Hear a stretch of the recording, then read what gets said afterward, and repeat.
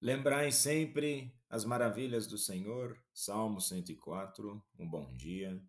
Em nome do Pai, do Filho e do Espírito Santo. Amém.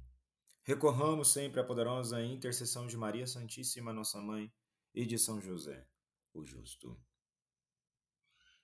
E se constantemente mantermos vivas as maravilhas do Senhor em nossas mentes, em nossas vidas, teremos mais facilidade para nos fortalecer e permanecer convicto da nossa fé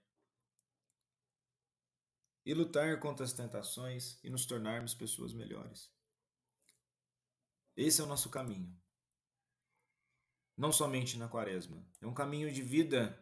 A caminhada cristã, ela é uma ascese. A palavra ascese vem do grego, significa exercício ou disciplina. Nós vamos nos disciplinando, aprendendo com as nossas limitações e colocando em ordem tudo aquilo que está desordenado para que possamos crescer na virtude. Na primeira leitura de hoje do livro do Gênesis, capítulo 37, versículos 3 ao 4, versículos 12 ao 13 e versículos 17 ao 28, traz a história de José, o filho de Jacó, que será central nos capítulos seguintes. E a narrativa demonstra a providência divina atuando mesmo em meio a conflitos familiares e injustiças. José é o filho preferido de Jacó, e por isso seus irmãos sentem inveja e planejam prejudicá-lo. E esse relato é fundamental na teologia bíblica, pois antecipa o tema do sofrimento do justo e da redenção através do sofrimento. E também podemos aqui apontar que José do Egito já é um protótipo de Jesus. O que vem a ser isso? No Antigo Testamento, as pessoas, os personagens das histórias já apontam e elucidam, ou seja, retratam a própria pessoa de Jesus. E vejamos que nos versículos 3 e 4 temos ali o favoritismo de Jacó e o ódio dos irmãos. Israel amava José mais que a todos os seus filhos porque era filho da sua velhice. Jacó, chamado aqui pelo nome Israel, demonstra uma preferência clara por José, que era filho de Raquel, sua esposa amada, e nascido na sua velhice. E essa preferência reflete um problema recorrente na família patriarcal. Esaú e Jacó, Ismael e Isaac. Vejamos, ó, túnica talar de mangas compridas. Ele fez uma túnica dessa ao filho. E esse presente especial indica um status elevado, possivelmente um símbolo de liderança dentro da família. No hebraico, ketonet, passim, pode significar uma túnica longa, diferenciada das vestes comuns. Ou seja, tem um tratamento. E não se trata aqui de uma questão de desigualdade, temos que analisar dentro do contexto patriarcal. Mas isso gera toda uma questão interna. E vejamos que não é o simples fato desse filho ser o favorito. Vejamos que certas mazelas, certas tendências de comportamento já existem nas pessoas e basta determinada situação acontecer para que então o comportamento ele aflore.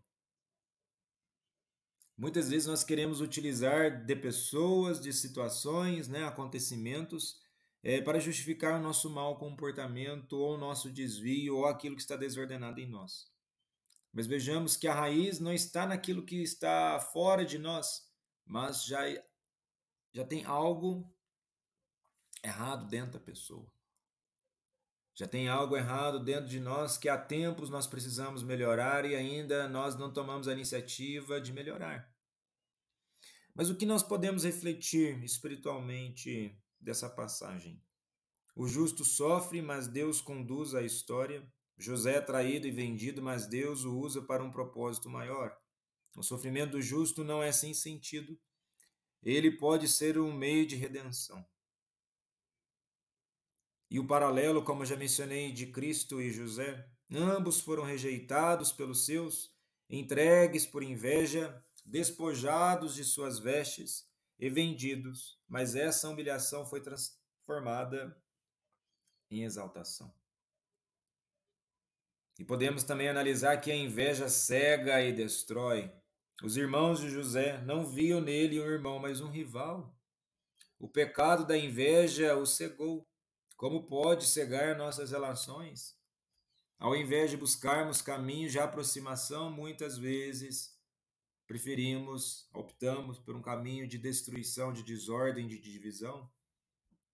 Por mais que tenhamos diferenças do próximo, que pensamos de forma totalmente diferente, isso não é motivo para criar divisão, não é motivo para criar qualquer outro tipo de comportamento que leve ao mal.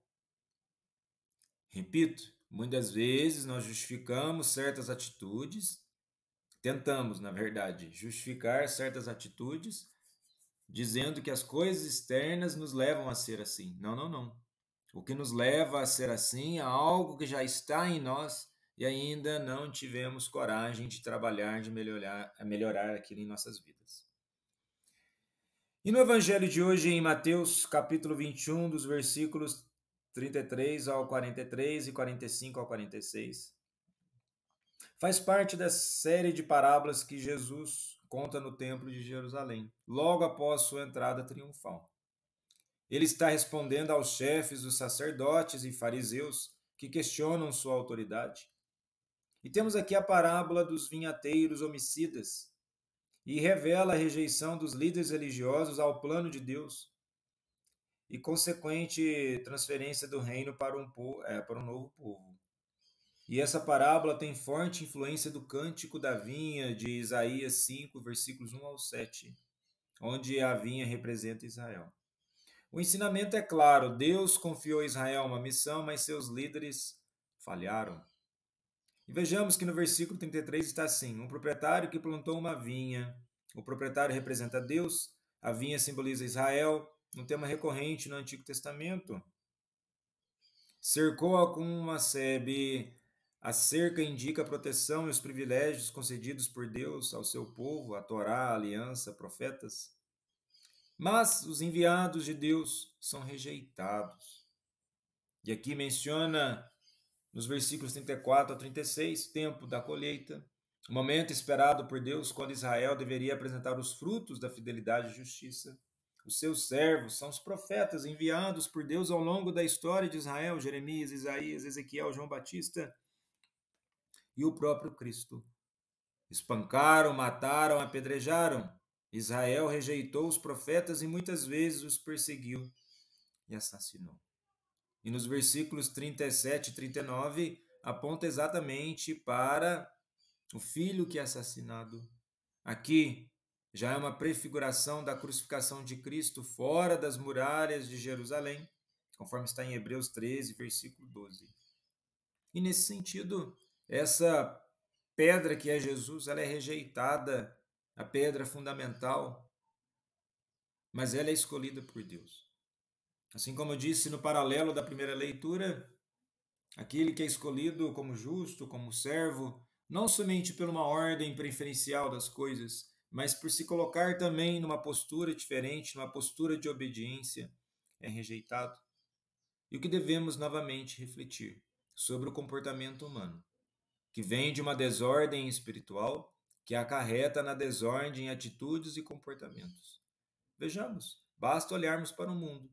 Aquilo que está na desordem externa brota sempre de uma desordem interna, interior, que tem como base o pecado. E com isso, nós devemos cada vez mais trilhar um caminho de purificação para que possamos nos tornar mais santos. Jesus, manso e humilde de coração, fazei o nosso coração semelhante ao vosso.